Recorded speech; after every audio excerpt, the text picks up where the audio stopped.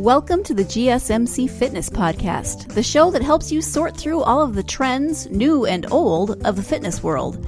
We'll talk about yoga, running, Zumba, weightlifting, and everything in between.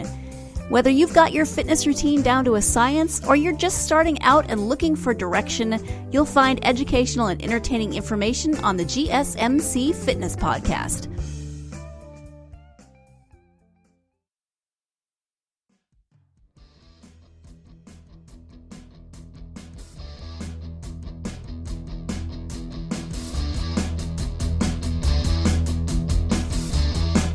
Welcome to the GSMC Fitness Podcast. I'm your host, Alexandra.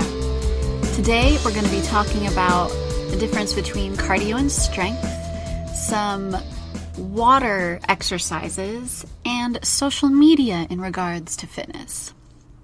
So with cardio and strength, obviously, I will mention them thousands and thousands of times until you're tired of hearing it, because it's so important, because both of them are so important, and there are so many people that don't realize how important both of them are in balancing each other out.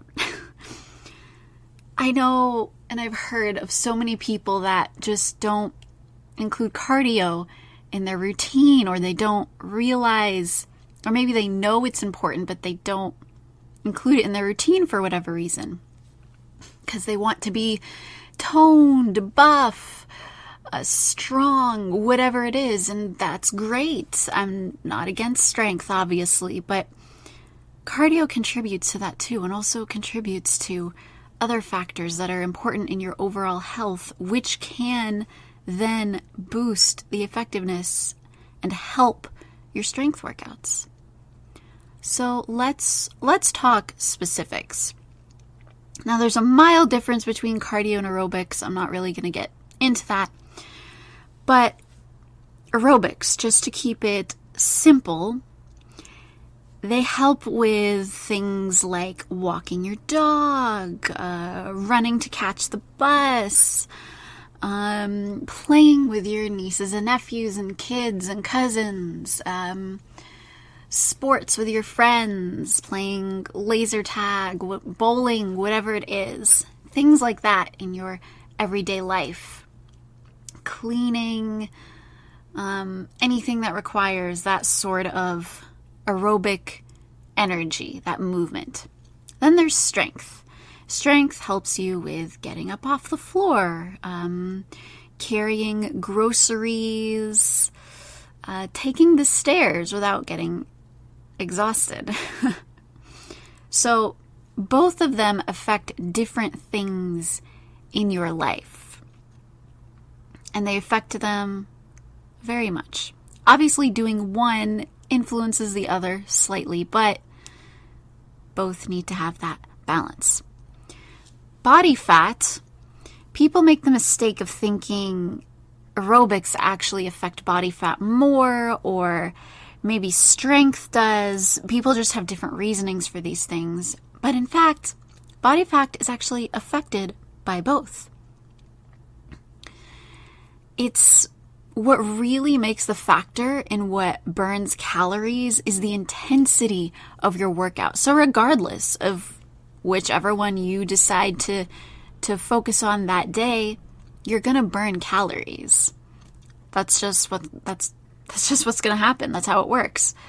Both types of exercise are obviously good for your heart, because they're both good for your muscles and getting your blood pumping, especially if it's more intense, you get that heart rate up. So both are great for your heart. And gosh, there's so many different kinds of studies, especially depending on the time period, the year. You can see conflicting information, but in general, the modern day consensus is they both balance each other out. My take is one isn't better than the other. Bodies are different and they respond differently to different things. That doesn't mean you should do one or the other, because your body is just different, unless you have a certain condition where it makes it more difficult to do one and you need to take it easy. I understand. Otherwise, you have to find the balance. Do you respond better to a little bit more cardio or a little bit more strength? or more of an even mix. It depends. You have to pay attention. What did I see? I read an article the other day. Some fitness, are they a fitness person? I don't know. They were trying to get in shape and they were doing so much cardio and they weren't seeing any progress. Then they switched to strength and they started seeing progress. The issue here isn't that cardio wasn't doing anything. The issue here is that there wasn't both. The body was getting healthy to a certain extent with the cardio, but another factor we don't know is what was her diet like during both of these periods. There's a difference. And her body's clearly responding in a different way to the strength that is more helpful, more directly, faster. It also depends how long she was doing each thing. There's just so much to take into consideration. You will see results from both, just in different things, in different ways. For example, she may have been paying attention to simply the vanity aspect of it, the looks aspect, and nothing's wrong with that. However, I'm sure that she still would have been considered healthy because she was working out to some extent, and cardio does work out your muscles to an extent.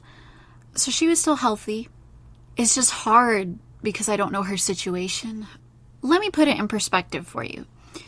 When you were in school, there's this balance of subjects that you're required to take. In general, people have to take the 4. They have to take science, English, math, and history.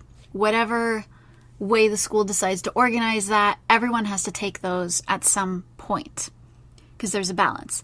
But kids oftentimes don't like subjects, obviously. And one of the most common ones that people don't like is math. Wasn't the case for me. I've always loved math, but I won't rant about that.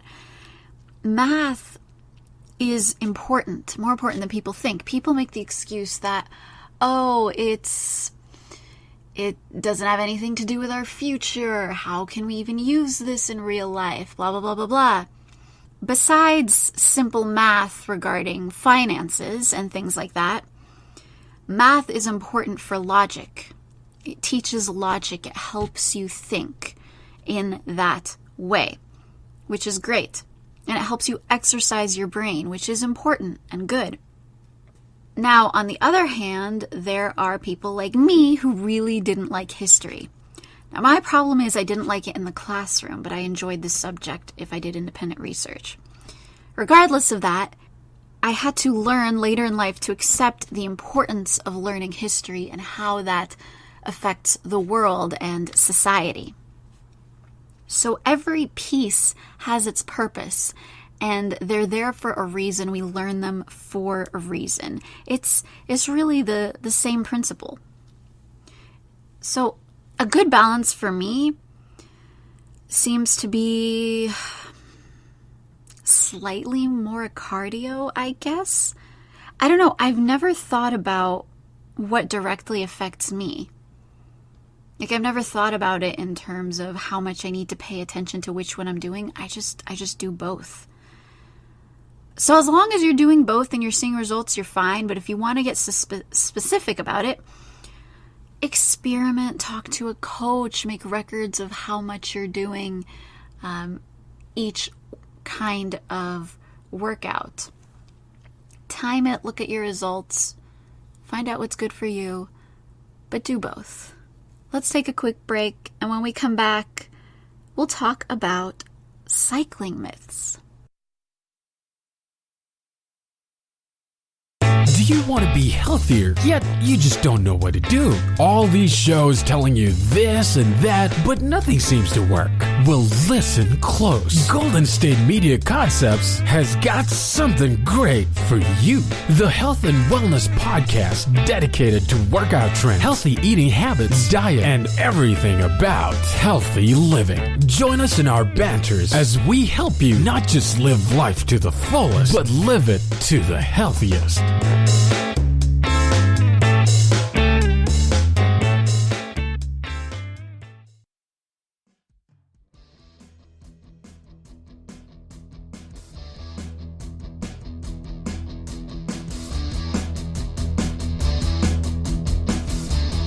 welcome back. One of my favorite ways to get in some cardio is biking. It's really one of my favorite things. And the other day I was reading some different articles and I ran across one from Cycling Weekly that was talking about 9 cycling myths and why they're wrong. Now, I'm not going to go through and name all of them, but I'm going to discuss a few of them because they were interesting to me. So the first one, cycling is dangerous. And they're saying how untrue that is, and they talked about statistics, this and that. Okay, I get it. Statistics show that cycling, especially now, is not dangerous and yada, yada, yada. But honestly, with a country, the US, in here, we run on cars and we're used to that. And most places don't have space for bikes. And that makes me nervous. Just personally, especially because people aren't used to seeing bikes on the road. So that's another issue. If we're not used to it, we will just be more surprised by it, and accidents are bound to happen that way. And I understand cycling isn't dangerous, but personally, I just prefer to do it on a trail. If I can find a trail, that's what I prefer. Obviously, in other countries, it's different. Countries that are used to it more, like especially in Europe. I know they're that way in China too. There are just certain countries that are safer in comparison. Let me just say that, safer in comparison. I don't want to say cycling is dangerous. Obviously, you make the call depending on your neighborhood. I just prefer trails. The other one was really weird to me, this next myth. You have to shave your legs. Who on earth says that? Like, I get it. Professional bikers and professional swimmers shave because of the friction and blah, blah, blah. I mean, I'm not trying to be a professional, so I honestly don't know the details behind this, but as an average biker, why would you even consider doing that if you never did before and don't really want to? Unless it's super important to you, you're trying to improve to a certain level and you want to do what everyone else is doing, and I don't know, you have your own reasonings behind it, I guess. But shaving your legs to bike, I guess I associate that with swimming. But then again, not even casual swimming, only professional. So with biking, yeah, of course you don't have to shave your legs. Why would you even consider? I don't know. I just thought it was funny that was even on the list, especially for casual bikers. It's no fun in the rain. Okay, now this one is misleading. It's no fun in the rain. Okay, everything is fun, and that being in the rain itself is fun. It's the danger that's something that needs to be considered. I've ridden my bike in the rain before, not in America, but I have done it. And I did it because I wasn't in America. And what I was forced to do, because I wear glasses and I don't wear contacts, I had to take off my glasses because my vision was better without my glasses because of the rain. Like, they really need to invent little window wipers for glasses. If that's the thing that already exists, I need some. Because that's the only reason I don't like going in the rain, getting my glasses wet. It doesn't really bother me that much, but if I need to see, yeah, it's going to bother me. But it's no fun to bike in the rain. No, that's wrong. Everything's fun in the rain. Biking, walking, just being in the rain is great. As long as it's not freezing, it's great. I love it. Then cycling saddles are uncomfortable. Okay, that's not really a myth. That comes from a place. If you're unaware, you're not a cycler, when you ride a bike, the saddle is supposed to be hard. You do not want to get a cushioned one. You need to get a hard one. It'll be better for your posture, just better for your overall experience on a bike. And if you're not used to it and not used to doing it regularly, yeah, you're gonna get sore. It's gonna be uncomfortable until you get used to it. But it honestly doesn't take that long. It's like doing anything for the first time. Or if you do a new workout or something more intense than usual, you're gonna get sore until you get used to it. Cycling's no different. When you sit on the bike, you'll get sore. If you want, you can stand. Some people, I see them do that. But if you're sitting, it's going to hurt. Not that much. I honestly don't think it's that bad. You can ice yourself afterwards if you want. I've done that before. But I only did that for like 2 days. And then I was good. It was still a little sore, but I was fine. I kept biking. And now, because it's been a while, if I start biking again, I need to get a new bike. But if I start doing it again, I'm going to be sore for a bit. But that's the last thing on my mind, to be honest. So cycling saddles are uncomfortable? Yeah, at first. But you get used to it, and then they're not uncomfortable anymore. So, I don't know.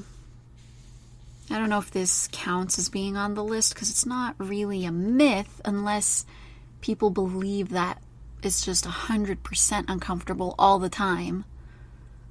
I guess that's not true. Anyway, moving on. All right, I saw a different article on Active. And they talked about their own 9 cycling myths. And I'm just going to talk about 2 of them. Women need women-specific bikes. Okay, the reason I bring this one up is because this has happened to me before.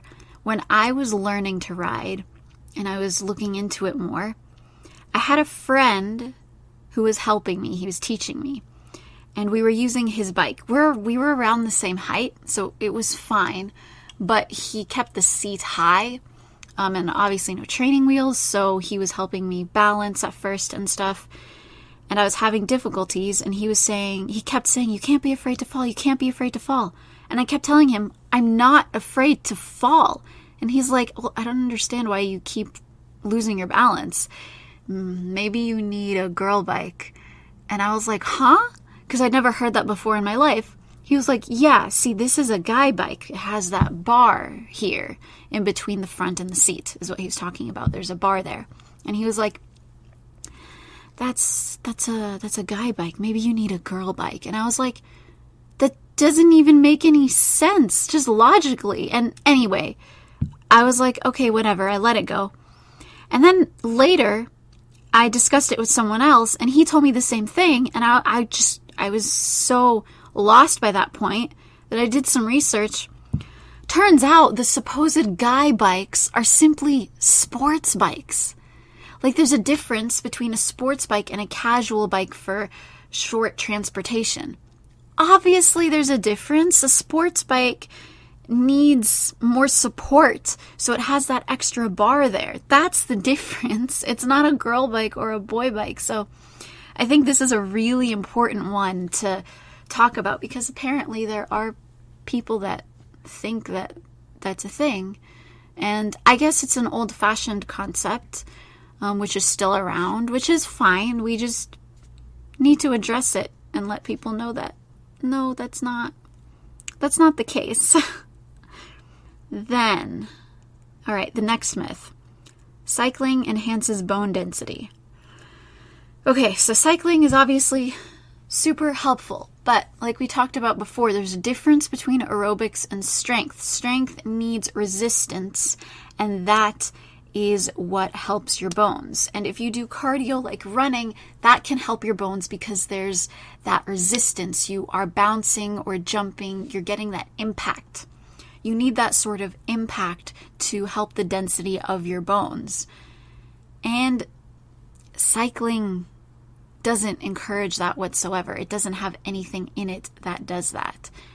It helps your muscles, helps your circulation, helps your brain, your heart, but it does not help your bone density. If you need something for bone density, jumping jacks, running, anything impact related. Anyway, just wanted to share a little bit about one of my favorite types of cardio, cycling. If you have never done it for sport before, I understand. I personally like to have a purpose with it. Find a location you want to go, take your bike, and go there if you feel like it's safe. Again, make that decision for your neighborhood. All right, that's it for now. We're going to take another break. When we come back, we're going to talk about a option for water workouts if you've never worked out before. Tired of searching the vast jungle of podcasts? Now listen close and hear this out. There's a podcast network that covers just about everything that you've been searching. The Golden State Media Concepts Podcast Network is here. Nothing less than a podcast bliss with endless hours of podcast coverage. From news, sports, music, fashion, cooking, entertainment, fantasy, football, and so much more. So stop lurking around and go straight out to the Golden State Media Concepts Podcast Network. Guaranteed to fill that podcast itch. Whatever it may be. Visit us at www.gsmcpodcast.com. Follow us on Facebook and Twitter, and download us on iTunes, SoundCloud, and Google Play.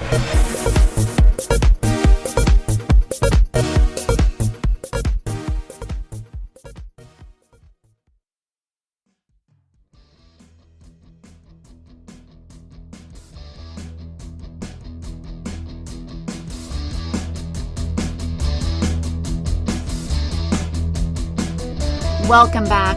Earlier, we talked about biking and a few different myths surrounding it. Some that I've never heard before, and some that are just strange. Excuse the noise. There's an airplane or helicopter outside. I don't know. It's just passing over. So, if you've never worked out before and you're worried, no problem. Don't worry about getting into some specific workout routine. Something you can try is water aerobics. Now, I know what you're thinking. Water aerobics, aren't those exercises that old people do, and they're in homes, and it doesn't help me because I'm younger than that, or I don't want to do that, or I don't know.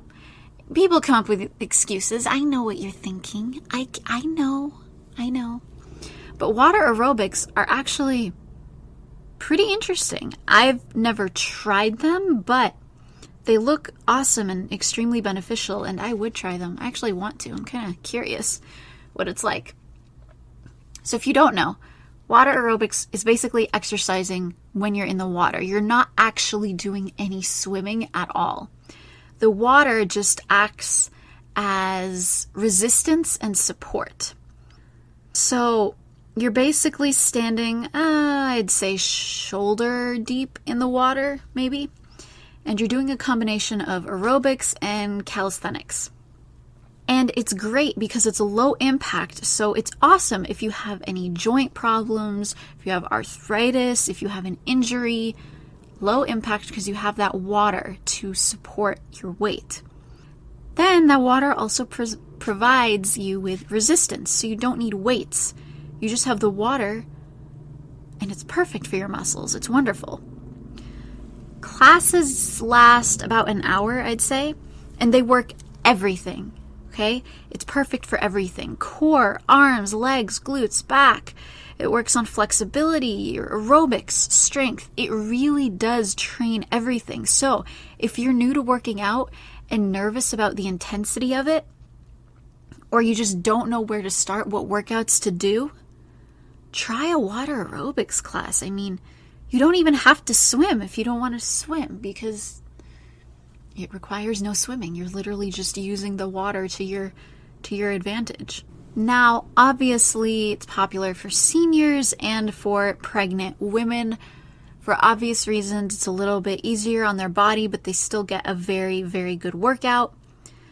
But it kind of makes me sad that it's only popular for seniors and pregnant women because it's such a great option, especially for beginners. What a great starting point because, I mean, once you feel strong and ready, You either keep doing it because you're really enjoying it and absolutely nothing is wrong with that, or if you want to up the intensity, you can talk to your instructor. Maybe they have more intense moves for you to do, or you can do different water sports, or you can adjust and now you will have more confidence to go to the gym to work with weights and equipment. Again, excuse the overhead flying machine. I think you can hear that. It's pretty loud. I'd be surprised if you couldn't hear that. There are all kinds of swimming sports you can do if you're interested in actually swimming. There are definitely different levels, and if you want to start with water aerobics and then move to actually swimming, you can do freestyle or any kind of racing within the water, really. Freestyle is, I believe, 4 different kinds of strokes, or 3 specific strokes. And then the 4th one is actually called freestyle, where you choose one, and it's just racing. That's my understanding of it. Apologies, swimmers, if I'm incorrect, but I believe that's right. You can also do synchronized swimming. Synchronized swimming is swimming, dance, and gymnastics. It's basically a combination of the 3. In short, it's artistic swimming. I'm sure you've seen it on the Olympics. There are all kinds of different competitions for it. However, it's a little bit more advanced. If you want something simple, stick to water aerobics. I honestly really, really want to try it now. I'm trying to think what places near me. There are definitely a lot of pools around me, but not all of them do things like this. Oh, I'm so curious. I really want to try it.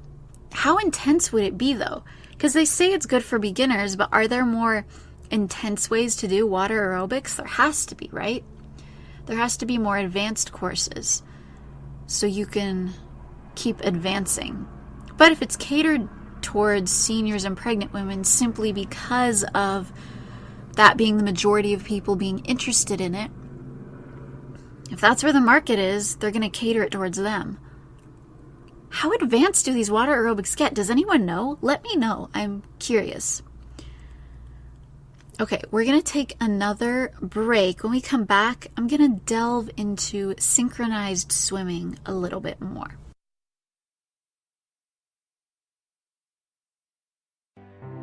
The GSMC Life and Happiness podcast takes you on a journey of exploration. We'll discuss tried and true methods alongside the latest trends of how to best live your life to its fullest and happiest. From psychology to meditation, science to self-help books, the GSMC Life and Happiness podcast will help you to discover what makes you happy and how you can live life being the best you possible. Download the GSMC Life and Happiness podcast on iTunes, Stitcher, SoundCloud, Google Play, or anywhere you find podcasts. Just type GSMC in the search bar.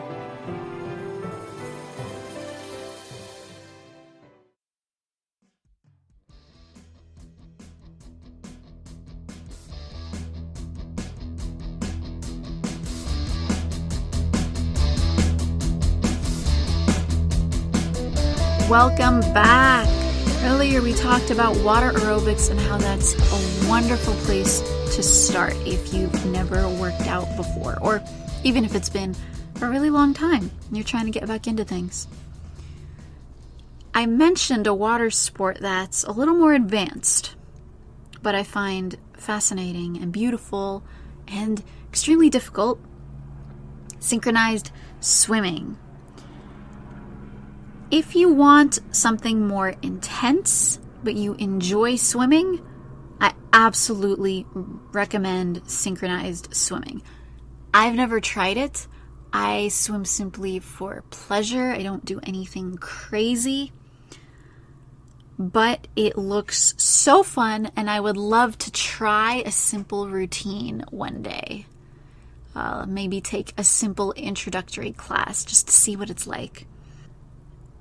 See, synchronized swimming is basically athletic moves in water, and it's choreographed to music. So you're basically dancing in water, but it's also gymnastics. because there's a lot of flipping and going underneath the water and popping back up and just doing different gymnastics moves, but it's synchronized to music, so it's also beautifully done. And something I didn't know, actually, is you're not allowed to touch the bottom. That's incredible to me. I had no idea they weren't allowed to touch the bottom of the pool. Everything they're doing is from their own support, their own body and the water. That takes crazy strength and crazy control. Can you imagine?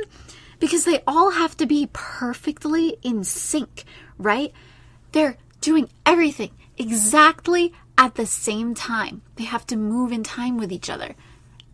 And to not be able to push off of anything to get the pressure they need, the right amount, that's so hard. They use their muscles in the water, and if they push too much, they go too far, they throw everything off. But if they don't push enough, same thing. It's really impressive. So from my understanding, a full team usually has like 8 to 10 members, something like that. And it's important in a competition to have more people on the team, because that makes it harder to synchronize. If you only have like 4 people on a team, which is the minimum, I believe, you lose points because, well, it's only 4 people, right? That's easier to synchronize and learn to do that correctly with each other, which makes sense. I can understand that. That's how they score it. But regardless of scoring, that's talking professional. If you're not interested in doing something super professional, I don't know how many options are available for casual lessons for fun, but I'm pretty sure you can find them. Since it became more popular, when it came out wasn't even that long ago. I'm not sure what year it was, but it wasn't that long ago.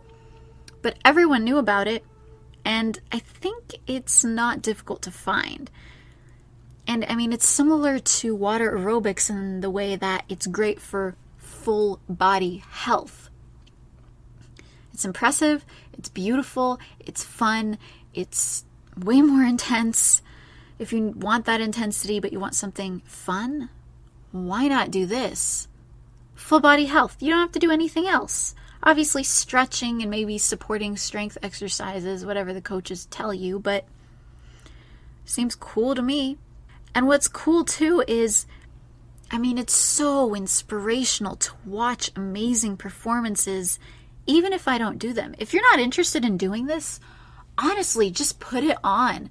Pull up YouTube and just start watching. Put videos of this, work out to the music that they're dancing to, and watch them do their thing. That's gotta be so inspirational. It must be an incredible experience being able to do that and then seeing them do it. I love it. I love it. It's like those movies that are centered around a specific sport, and when you watch them, they make you want to do that sport. When I was in middle school, I think, a friend of mine wanted to watch a movie called Stick It with me. So we watched it.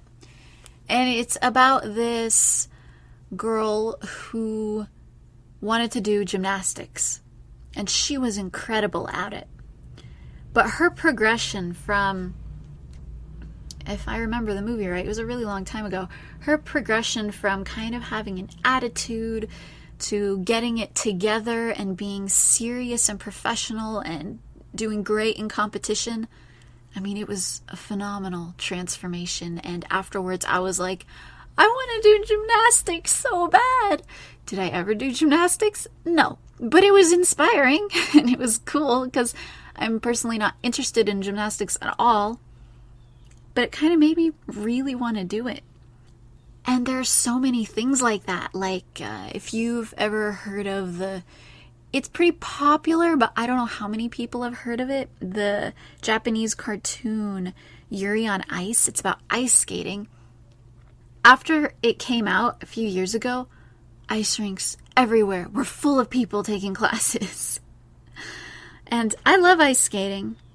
But I don't really get the opportunity to do it because I live in the South, and access to skating rinks year long can be difficult depending on where you live. But yeah. All right, let's take another break. If you need inspiration, definitely look into sports movies and shows. They can be inspirational. Think about some of those on the break. When we come back, we're going to talk about social media and how that affects fitness.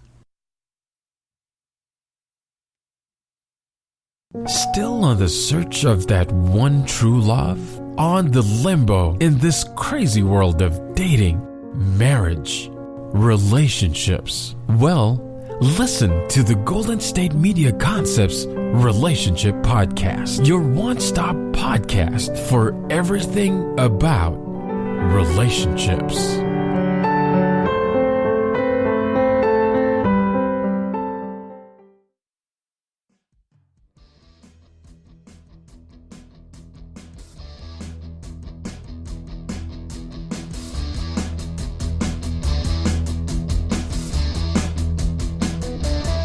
Welcome back. Earlier we talked about synchronized swimming and how cool it is, beneficial it is, and the inspiration that can come from watching things like that, even if you're not interested in doing it. And speaking of inspiration, social media has been exploding for, since it became a thing. And fitness has actually become a huge, huge part of social media. Now, a lot of people think this is great, and a lot of people are a little nervous about it, and I'm a little bit of both. So social media can absolutely be inspiring. It's so cool to see people's accomplishments, see all the cool things that they can do, how far they've come, what they're doing, and how fit they are. It's inspiring to see someone who has achieved an amazing goal and continues to live that lifestyle. Because if you see that so many people are able to do that, it's encouraging. If they can do it, why can't you, right? But the thing is, it might be intimidating to some people, and I can totally understand that, but I think the inspiration outweighs the intimidation. Then there's the fact that it can be good for education. You can definitely learn some interesting techniques, new ideas, and see how other people have gotten where they are. However, you need to be careful. Whatever you learn on social media, you need to reconfirm it or break that misinformation by speaking to a professional. Even me, you hear any advice from me, you go do your research, okay? Because I told you from the beginning, I am not a qualified professional. I'm speaking about this because I'm passionate about it. And nothing is wrong with people speaking about their passions. However, that doesn't mean that you shouldn't do your own independent research just to confirm, especially because all bodies are different. You don't know how you're going to respond to something. And some information that gets popular just simply isn't good. And you have to take that into consideration because many people can't tell the difference unless they talk to someone who's a professional. And that's fine. That's common. Nothing's wrong with that. Just make sure you get that good information from a reputable source. Now, I'm not trying to diss social media or advice. It is not a bad place to start. It is not a bad place to get your information from. I have gotten information from multiple sources in all kinds of topics, in fitness and hair and this and that. All kinds of things from social media. But the thing is about social media is it's a good starting place for research. It helps you pinpoint what you need to look up or what you need to ask your health care provider or nutritionist or whoever. So what I like to do is I get inspiration, I do my own research, and then I ask who I need to ask. My dad is a pharmacist, so anytime I have a medical question or I heard something that sounded strange, I ask him about it. And I get his opinion as a medical professional Obviously, he's a pharmacist. He's not a nutritionist or a doctor, but there's still medical profession there. And obviously, I have doctors I can ask. There's so many resources. Please use them. Don't just use social media. Use it for the encouragement, the inspiration, the ideas. But for pure knowledge, it's not great. Not great. Because most of these people don't have qualifications. Some do. But most don't. Besides social media, just anything you see you need to be careful with. Commercials can be harmful. You need to be careful of those. And celebrities. This is a big one. Celebrities sometimes try things or say things because it worked for them. Or they want to help others, which is great. It's not bad. But it's kind of dangerous when they have no medical qualifications. And everyone is going to listen to them because they're a celebrity. This can cause a lot of harm. So you need to be careful. I don't care if they say they're regurgitating things from their doctor. I really don't. What's important is that they're a celebrity and you can't just listen to them because a celebrity. You can't prioritize a celebrity's word over your own doctor. That's not good. It's really, really not good. Be careful with your choices. Be careful with the information that you hear. It's so important to keep track of misinformation. Especially if you have certain conditions and you're worried, then especially even more, talk to someone. Get the care you need, get the right information. Again, not against the stuff on social media. In fact, in the next segment, we're going to talk about TikTok and fitness things that I've seen on TikTok. So let's take a break.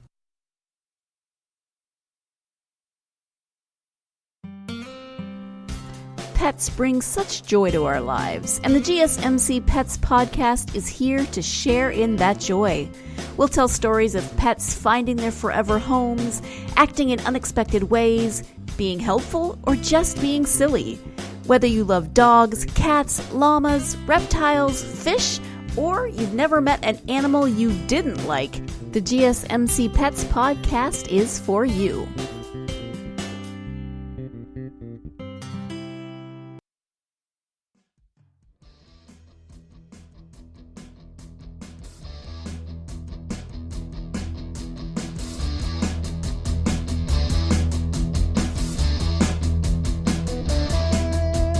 Welcome back.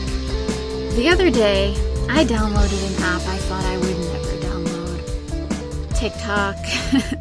So I downloaded another country's version when I lived abroad. And I didn't like it, so I deleted it. It just wasn't for me. And so I came back and I downloaded TikTok just recently because I thought, let me see what's going on in the fitness world on there. Because I'm curious, how is TikTok influencing, especially the younger generations? It's popular, it's the new Vine, but everyone on TikTok now probably doesn't even know what Vine is. When I looked under the fitness tag, and I scrolled down quite a bit, because I was trying to dig through, I wanted to see what was really on there. You know what I found? TikTok needs more average people under the fitness tag. That's what it needs. There are all of these insanely fit people on there, and then the random people that tagged stuff as fitness that aren't fitness related. But that's another topic. I saw all kinds of things. There were people doing cool tricks. There were people putting on like cool fitness shows. There were people who were giving advice or suggestions or showing their fitness routines themselves. So there were a lot of different things. One of the interesting things I saw was this girl. I swear this is all she posts. Just herself doing a bunch of flips. I don't know how that's entertaining so many times in a row, but it's very impressive because it is. She can do like over 10 flips in a row, and she just keeps going, and she does it in different public places, and it honestly is really impressive and really cool. And she does other cool tricks too, but mostly the flips because she thinks they're super fun. I don't blame her. I just don't understand the concept of watching that constantly. But if it's encouraging to you, watch it. Then this other one, okay, this one was my favorite. It was so weird. There was this guy. He was wearing snow pants and boots, but he was shirtless. And he was clearly in a very cold place, like snow, thick snow. Oh my God, I don't know where it was, but he was shirtless with the snow pants and boots. You know what he was doing? He called it like snow workouts. So he did regular workouts just in the snow, like, I don't know what they're called, but those heavy rope things that are attached to a wall or a pole, and you grab them and like shake them, wave them up and down, make the waves for your arms, for that strength and resistance there. He did that outside, but he also did stuff like he jumped off the roof of the house into the snow because that broke his fall. And he chopped wood. That was the first thing he did. He was chopping wood in the snow. And then he grabbed a large pile of snow and lifted it. So he was using the snow as a weight. And obviously this is just for the video. But can you imagine? What if he seriously did that as a workout routine? Because, he just lives somewhere that's cold most of the time. So it's a great way to work out outside. That's insane. And he was shirtless. Like, he's obviously used to doing this. Otherwise, he would... Oh, God. Can you imagine? Oh, it sounds insane. It was such a cool video, though. It was interesting. But I also saw another weird video on there, but in a bad way. I saw this detox drink that scared me. What scared me was there was no explanation. Because all it was someone was like, I started this new detox diet, and it was water, lemon and lime, and I think one other thing in a blender. And then they were like, stay tuned for more. Oh my God, that's scary. You cannot only drink that. That's so bad. That's so bad. I don't know. It was just bad to me because it was like 3 ingredients, one of them being water. And then no explanation. Do you know how many kids are on this app? And some of them are really body conscious, especially with social media. And then they're going to see that and copy it. And then it's going to be so harmful. It really made me nervous. It made me scared. I don't like that there was no explanation. This is why this stuff can be dangerous. You gotta be careful. Thank God that was like the worst one I saw. That I clicked on at least. And I didn't really see anything else that I thought negatively of. So I guess it's fine, but oh, so bad. And the thing is, I typed in fitness and then there are options at the top. I wasn't looking at most recent or something. I was looking at the most popular, the top ones. Why is that one up there? Granted, I didn't read the comments. I should have read the comments. Oh, that made me so nervous. I hope people are being careful and not only having lemon water and thinking that's a detox diet and I'm getting healthier. Oh, detox diets are already ridiculed so much, and I understand why. I'm kind of iffy about them myself, but at least if you're going to do them safely. There are safer ones to choose. And okay, I'm done. We'll move on from that. So what's good about TikTok? Let's go back to the positive. It's good for routines, for sections of your routines. You can get ideas and you can adjust them to your level. Like, I saw people showing off, like, this is how you get abs. This is my arm workout. And they show a snippet of working out and they're like, do this 20 times 3 sets. And things like that. And you can adjust it to your level, however you need to adjust it. And I think that's not a bad thing. That's a good idea. It can show you different ways to get toned in specific areas. Just, make sure you're not only doing that. You don't want abs and then flabby arms. You want to even it out. Be overall healthy. My suggestion, don't use TikTok for advice. Use it for entertainment and some inspiration.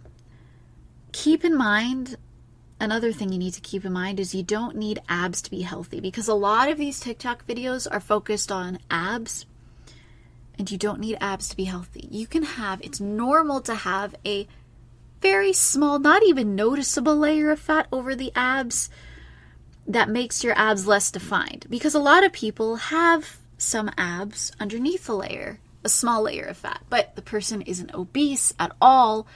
There's just that extra layer of fat. Nothing's wrong with that. That's not unhealthy. So don't stress too much. If you want your abs to show a little more, crunches aren't going to do that for you. Remember, we talked about you can't spot workout. You can't lose weight in specific locations.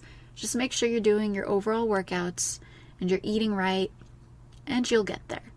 Just keep the crunches up for the definition. I think my favorite fitness video I saw on TikTok, besides the really cool synchronized ones and the tricks and whatever, is this guy who he explains the 3 fitness lies and the truth. And it was amazing hearing what he said. So the first myth, which I've talked about multiple times, he said, do workouts you hate. Absolutely right. 100% I agree. You don't have to do workouts you hate. If you don't like running, don't run. There are lots of other options, lots of things you can do. Then, go hard every day. 100% he's right. He explained it in a really great way with a great example. But I agree. Another thing I encourage, you don't have to go hard. You can go steady and you will make progress and you will be healthy. It's fine. Go at your pace. Go what works best for you, what's encouraging for you, what's working for you. Then the other one, you can eat anything as long as you are exercising. Now, he put that under the myths, which is great, but how many people actually believe that? I personally don't know anyone who's followed that before, that idea. But your diet is so, so important, and arguably even more important than the physical activity. Both are important, of course, but diet is so, so important. You cannot eat whatever you want and then work out, because eating whatever you want will affect your working out negatively. So keep that in mind. So this guy, if you're interested in seeing that video, because he explains it in a great way, his name is Bryant Chambers Speaks. Bryant, Bryant, Chambers Speaks. And he talks about all kinds of things. He talks about life and business and all kinds of things. He's a veteran, I believe. And he does talk about working out in between all of that too. So check out his workout videos. They're very interesting. I like the way his mind works, the kind of advice he gives, the way he phrases things. Great. Definitely recommend looking into him if you're on TikTok. If you're not, I don't think you need a TikTok. I'm going to keep scrolling through it because I'm curious about it. But it is a time waster. So be careful if you do get it and decide to scroll through. All right, that's it for tonight. Thank you guys so much for listening to the GSMC Fitness Podcast, brought to you by the GSMC Podcast Network. I'd like to ask that you please remember to subscribe to the show and write a nice review. It really helps us out. Also, if you can please follow us on Facebook and Twitter, that would be wonderful. Thank you all so much. Have a good night. You've been listening to the GSMC Fitness Podcast, part of the GSMC Podcast Network. You can find this show and others like it at www.gsmcpodcast.com. Download our podcasts on Stitcher, Apple Podcasts, SoundCloud, Google Play, and any app where you listen to podcasts. Just type in GSMC to find all of the shows from the GSMC Podcast Network. From movies to music, from sports to entertainment, from business news to weird news, we cover it all.